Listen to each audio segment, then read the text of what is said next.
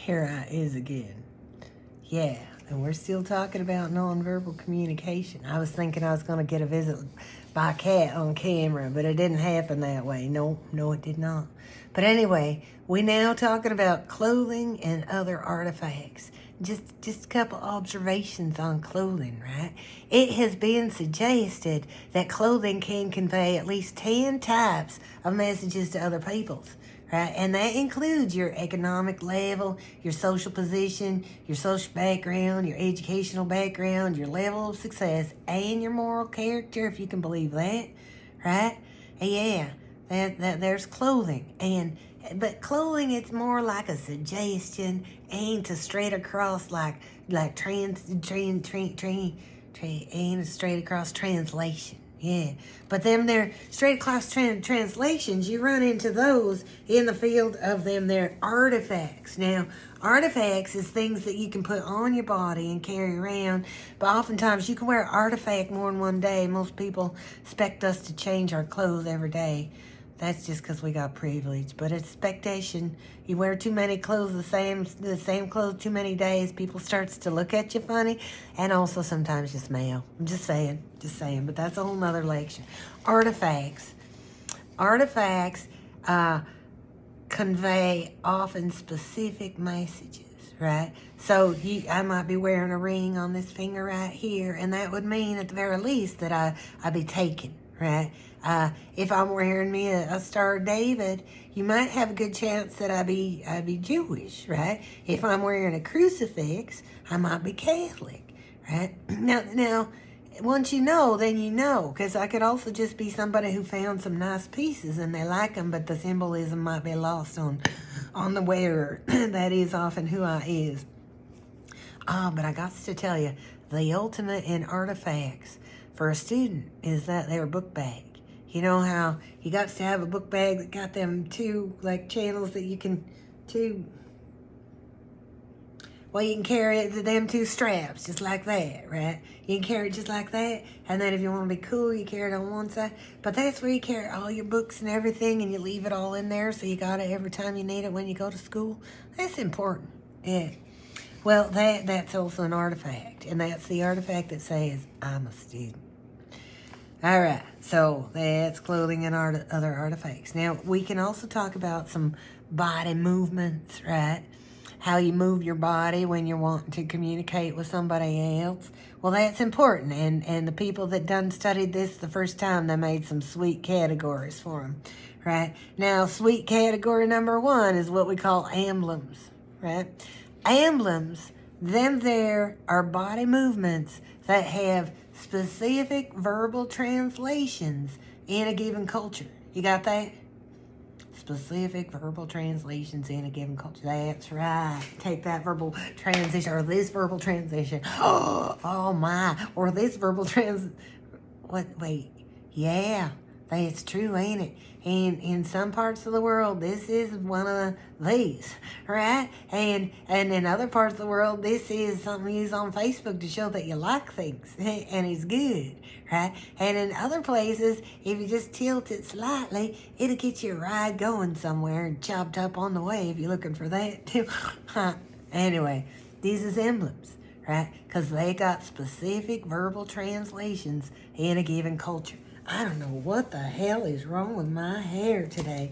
Will not stay up. I have no idea. It's so grumpily looking, I can't stand it. Yeah. Well, here I is again. All right, now we got us some illustrators. This right here is an adapter, but we'll get to that, right? Number 2 point is illustrator, right? Now, an illustrator, it adds to or supports what's being said. So you be talking about that fish you caught, and by the time you're telling it that story for the last time, your illustrator has simply gone off camera. It is so big about how big that fish was. You know what I'm saying? Yeah. Anyway, the illustrator, when you're showing things, you're showing how it is. It's illustrators. Yeah. All right, and now your number 3 point is what we call affect display, right? Now, affect display is a body movement that expresses emotion. That's right. It's most commonly associated with the face. You see it most in the face. You get angry people and happy people and all kinds of people in between. Yeah, that was one of them in between movements. Anyway, affect display, right? Affect means emotion, and so we're talking about emotion.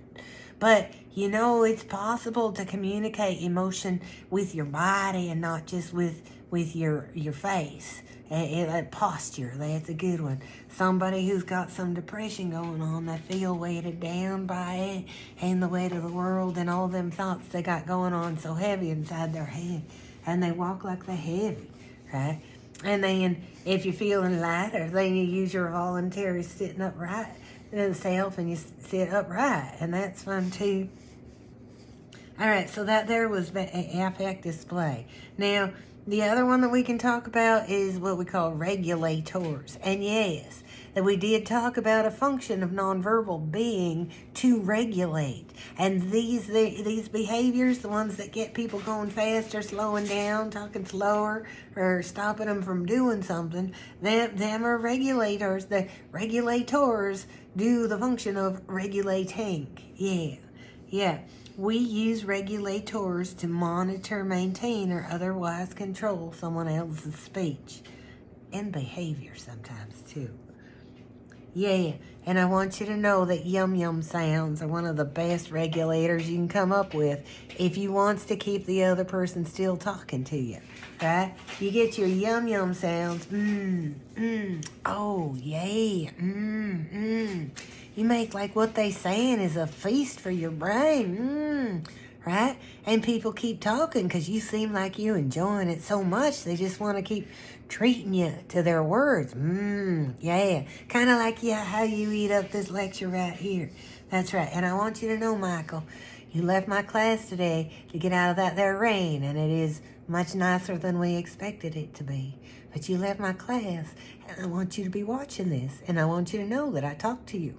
And if you come talk to me, Michael, if you talk to me, there's some points in it for you. Yeah, that's what it is. That's what it is. Hey, I like that, don't you? I do. All right, now your number 5 point here is the adapter, right? Adapter, right?